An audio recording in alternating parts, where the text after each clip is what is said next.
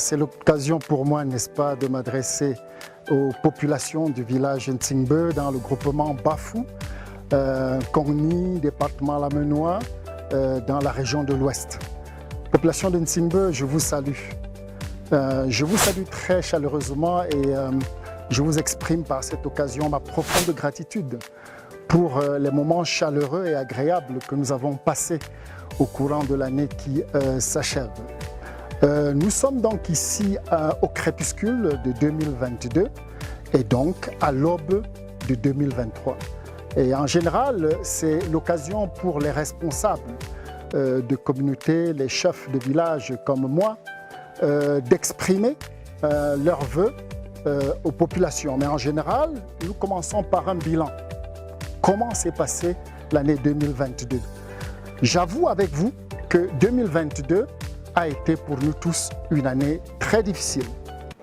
Nous avons chacun probablement connu la maladie et peut-être les restes de la crise de la Covid-19. Nous avons donc souffert dans notre chair. La mort nous a arraché quelques-uns de nos patriarches et matriarches, des personnes très chères. Les jeunes ont fini des études, ont eu des diplômes, mais n'ont pas nécessairement pu trouver du travail.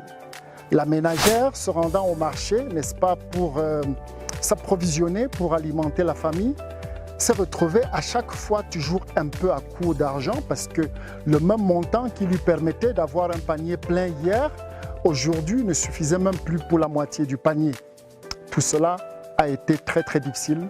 Les agriculteurs ont eu du mal à produire et quand ils ont produit, ils ont eu du mal à commercialiser. Et en général, les gens, n'est-ce pas, se sont plaints un tout petit peu partout de la cherté de la vie. J'avoue avec vous, ça a été difficile. Mais je reconnais aussi avec vous que nous avons fait preuve de résilience.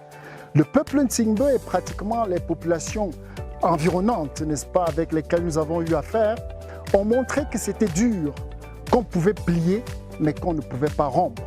Nous avons, n'est-ce pas, dans un élan de solidarité, essayé de faire le dos rond et de résister à cette difficulté. Et même plus, nous avons au courant de cette année 2022 pu réaliser, j'allais dire, des choses absolument extraordinaires. Je ne vais en citer que quelques-unes. La première, notre structure, notre association Tokem, n'est-ce pas, avec son site touristique qui accueille des étrangers, a vu sa fréquentation augmenter. Mieux encore, à cause de toutes, j'allais dire, de tous les aménagements, de toutes les réformes, de toutes les structurations, de la qualité apportée dans son service, nous avons vu Tokem être choisi comme la destination privilégiée pour tous les ambassadeurs qui visitent le département lamenois. C'est ainsi que nous avons, au courant de 2022, reçu au moins 2 fois l'ambassadeur de France, au moins 1 fois l'ambassadeur d'Allemagne, au moins 1 fois l'ambassadeur du Canada, au moins 1 fois l'ambassadeur de l'Union européenne et bien d'autres dignitaires. D'ailleurs, la coordination, la réunion de coordination administrative de tout le département lamenois présidé par le préfet lui-même du département lamenois s'est tenue ici dans notre chefferie, un siège, n'est-ce pas, totalement aménagé et structuré pour pouvoir accueillir. Bien au-delà de ça, notre école Sainte-Raïssa, donc une école primaire que nous avons dans le village, a continué d'engranger des succès. C'est ainsi qu'elle a tour à tour été première et elle a eu 100%, n'est-ce pas, de réussite au CPE, 100% de réussite au concours d'entrée en 6e. Et bien d'autres choses, sa cantine scolaire a attiré de plus en plus d'enfants qui sont venus vers nous. D'autres réalisations, toujours au niveau de cette association Tokem, nous avons pu, au niveau, n'est-ce pas, du village de Toubafou et Balevin, contribuer à l'approvisionnement en eau potable. Nous avons étendu notre action jusqu'à Fokwe où on a un très grand projet, n'est-ce pas, d'adduction d'eau pour les populations de Fokwe. Nous avons continué notre action, n'est-ce pas, dans la collecte et le traitement des déchets. C'est ainsi que vous avez vu à Tchan, cette usine, n'est-ce pas, de traitement automatique des déchets. Nous avons étendu notre action vers les Bamboutos ou en Bouddha. Nous avons, n'est-ce pas, un très grand projet de collecte et de traitement des déchets avec la commune de Mbouda. Donc voilà à peu près un certain nombre d'activités et je ne pourrais pas les citer toutes. Donc qui montrent que malgré les difficultés et les challenges, les défis apportés par l'année 2022, nous avons quand même pu réaliser toute une série de choses qui peuvent nous rendre fiers. Et actuellement, alors que nous allons commencer l'année 2023, il est important en tant que leader et chef de cette communauté que je puisse proposer, après consultation avec mes notables, quelques pistes importantes. Ces pistes importantes, n'est-ce pas, d'action pour le village Ntsimbe vaudront certainement pour d'autres villages aussi, pourquoi pas pour le gouvernement et pour le pays. La première piste qui nous paraît très importante, c'est la piste de l'éducation. Nous allons donc continuer de renforcer l'action de l'école Sainte-Raïssa. Nous allons faire en sorte que ici, on ne parle plus seulement de l'instruction, mais qu'à l'instruction, on puisse ajouter l'éducation. Et l'éducation dans notre culture locale. Nous pensons donc mettre en place des cours de Yemba dans cette école. Il est important que depuis le primaire, nos enfants puissent être, n'est-ce pas, exposés à la lecture et à l'écriture de leur langue qui est le Yemba. Nous allons donc recruter une enseignante pour le Yemba à l'école Sainte-Raïssa. La même chose des activités sportives. Nous tous, on est très contents de voir nos équipes, n'est-ce pas, engranger des succès au niveau international, que ce soit au football ou autre chose. Mais nous oublions que ça se prépare depuis la maternelle. Il est important que l'école Sainte-Raïssa se dote, n'est-ce pas, d'une assistance, d'un encadrement au niveau de l'éducation physique. Et nous recruterons un enseignant d'éducation physique pour préparer ces enfants dans l'athlétisme et dans les sports de tous les caractères. Donc, au-delà de l'éducation, le deuxième chantier très important dans lequel nous allons nous lancer, c'est le chantier, j'allais dire, de la promotion de la culture. Beaucoup d'entre nous pensent que la culture, la promotion de la culture, c'est simplement faire des danses, des funérailles et des deuils. Je reconnais que c'est très important, ça joue un rôle très important dans notre culture. Mais une culture, c'est aussi des valeurs. Une culture, c'est aussi des principes. Une culture, c'est aussi une spiritualité. Une culture, c'est aussi une cosmologie, une cosmogonie.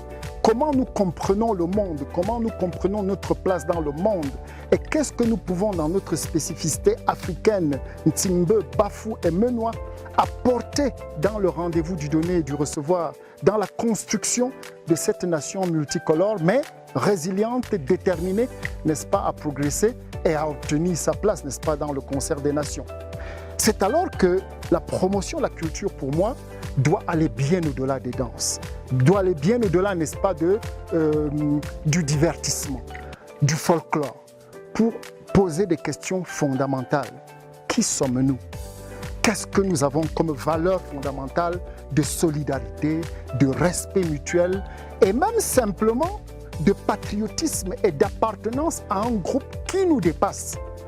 On n'est pas au monde simplement pour résoudre ses propres problèmes, résoudre, n'est-ce pas, ses propres problèmes intérieurs, mais nous sommes aussi là pour participer dans une communauté nationale et internationale à l'amélioration globale des vies des humains qui sont autour de nous.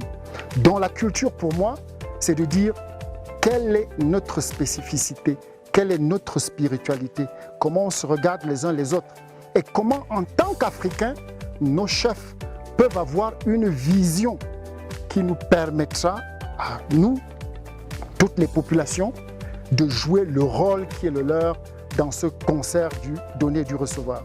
C'est ainsi que nous allons mettre en place ici une petite institution qui va recueillir des contes en langue, qui va recueillir bien d'autres choses au-delà des danses et du folklore, va donc recueillir un certain nombre de choses profondes, les écrits, orales et autres qui permettront à chaque fois d'aller s'alimenter à la source et de voir ce qu'il y avait bien avant et ce qui peut bien orienter nos grands passages. Donc je parlais donc ainsi de la culture qui s'agrandit, n'est-ce pas, au-delà de l'instruction, vers l'éducation, n'est-ce pas, vers bien d'autres choses, à savoir la reconnaissance des valeurs et la reconnaissance des principes. Le troisième chantier qui me paraît très important sur lequel le peuple Ntsimbe va s'orienter, c'est le chantier de la gouvernance. Nous sortons d'une année très difficile, mais qu'est-ce qui nous a permis de résister? Il faut bien attirer l'attention sur les institutions traditionnelles que nous avons en place. Une chefferie comme la mienne, avec ses notables, avec les pères du chef, avec les différentes associations des femmes, des jeunes et des adultes, qui font donc le tissu social qu'il faut redynamiser, puisque c'est au sein de ces associations que chaque individu retrouve une assurance pour des jours tristes, retrouve une solidarité pour des jours tristes et des jours heureux, retrouve même une perspective, parce que simplement en étant accompagné des semblables, des pairs, on a la capacité d'aller bien plus loin. Donc le troisième chantier, celui de la gouvernance. Et dans ce chantier, nous allons renforcer ces associations et nous allons créer de plus en plus de structures dans lesquelles chaque quartier, chaque personne, homme, femme comme jeune, aura la possibilité de participer à la prise de décision dans la gestion de ce village. Il va être possible pour ces associations d'avoir un plateau autour duquel et autour de leur chef, ils peuvent exprimer leurs besoins, leurs propositions pour le développement du village. Le quatrième chantier sera le chantier de l'agriculture. Nous sommes dans une population paysanne. L'agriculture est absolument importante. Mais pour l'instant, j'allais dire, les personnes qui bénéficient de cette agriculture, malheureusement, sont les Bayam Selam ou bien les revendeurs. Mais le producteur lui-même se retrouve un peu dans un étau où à chaque fois, quand on arrive, les prix sont relativement bas et on prend ces produits au plus bas prix. Nous allons donc les organiser, c'est ainsi que nous avons mis en place une coopérative. Notre coopérative de producteurs de fruits et légumes va être la possibilité pour ces producteurs de s'organiser pour à la fois recevoir l'assistance qu'il faut en intrants, à savoir les semences et les fertilisants, mais aussi assistance technique dans les mécanismes de production et ensuite la collecte puis la commercialisation dans un processus de négociation qui les place un peu plus en force qu'ils ne le sont jusqu'à présent. Après le chantier donc de l'agriculture, nous allons passer dans un dernier chantier que j'appelle le chantier de l'infrastructure.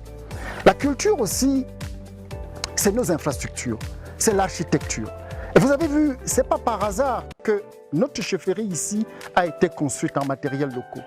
C'est important de montrer que nos matériaux comme la brique que vous voyez ici, la pierre, les bambous, sont aussi, n'est-ce pas, des instruments d'architecture qui peuvent nous permettre de présenter des produits les meilleurs sur le marché. Nous allons donc essayer au niveau architectural de redonner un coup de neuf d'abord à notre chefferie, qui, un tout petit peu, j'aime bien le citer, Batoufam, qui comme Batoufam se présentera désormais comme un musée ambulant.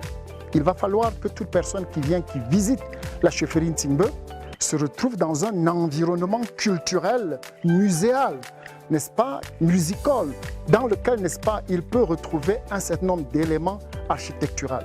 Mais je vais plus loin et j'aimerais insister sur le fait qu'à l'école primaire et dans nos établissements secondaires que nous allons créer, nous allons y mettre un tout petit peu la sensibilisation à l'utilisation de ces matériaux locaux dans nos infrastructures. Les jeunes, parce que personne ne leur a parlé de la beauté de cette brique, parce que personne ne leur a parlé de la beauté de ce bambou, quelquefois on a tendance d'aller vers, j'allais dire, tout le temps, n'est-ce pas, du crépi, du ciment et du béton et bien d'autres choses comme cela. Nous allons petit à petit essayer d'ouvrir, n'est-ce pas, l'espace à ces jeunes pour qu'ils comprennent que notre architecture locale est quelque chose à promouvoir. Et dans le cadre de cette architecture locale, il n'y aura pas que la chefferie. Dans chacun de nos quartiers, nous allons travailler pour avoir des œuvres qui présentent la beauté de notre architecture. Et pour rentrer et finir par quelque chose d'un tout petit peu plus moderne, l'éclairage. Nous avons le solaire et nous sommes, n'est-ce pas, sur un projet qui va permettre avec le solaire d'éclairer un tout petit peu les différentes places de nos différents quartiers. Donc voilà en gros un peu un certain nombre de pistes sur lesquelles l'éducation, parce que la plus grande richesse à donner à un peuple, aux enfants, c'est leur éducation.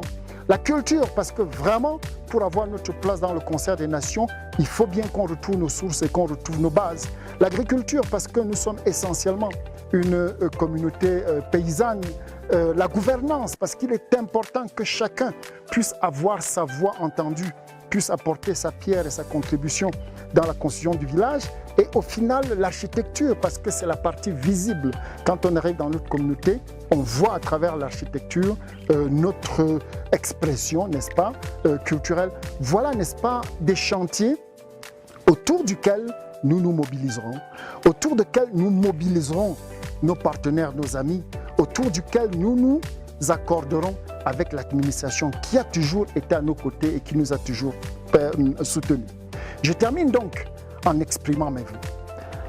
La première chose à dire, c'est que malgré toutes les bonnes choses que nous avons connues dans ce village Ntsimbe, nul n'ignore que nous restons encore un tout petit peu dans une certaine vacance officielle du pouvoir à la tête de cette chefferie. Il est important, n'est-ce pas, que les voix de discorde se taisent et que le peuple Ntsimbe se rassemble dans la paix. Donc le premier vœu que j'exprime pour cette population, c'est de se retrouver autour de la paix, autour de la vérité, autour de la légitimité.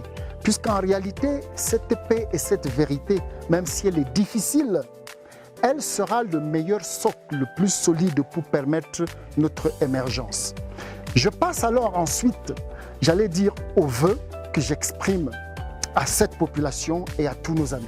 La première chose, je souhaiterais que cette année soit pour vous une année de succès, une année de réussite, que la santé, n'est-ce pas, soit votre compagnon de tous les jours, que l'amitié, les gens autour de vous, soient sincères, que, j'allais dire, toutes les divinités, toutes les spiritualités de notre village vous apportent la bénédiction pour que vos affaires soient prospères. Là où vous frappez, que les portes s'ouvrent. Là où vous cherchez, que vous puissiez trouver. Et que l'esprit de nos ancêtres, que la spiritualité du divin auquel nous croyons tous nous accompagne et nous apporte une année 2023 qui soit une année de plus de paix, de plus de succès. Je vous remercie.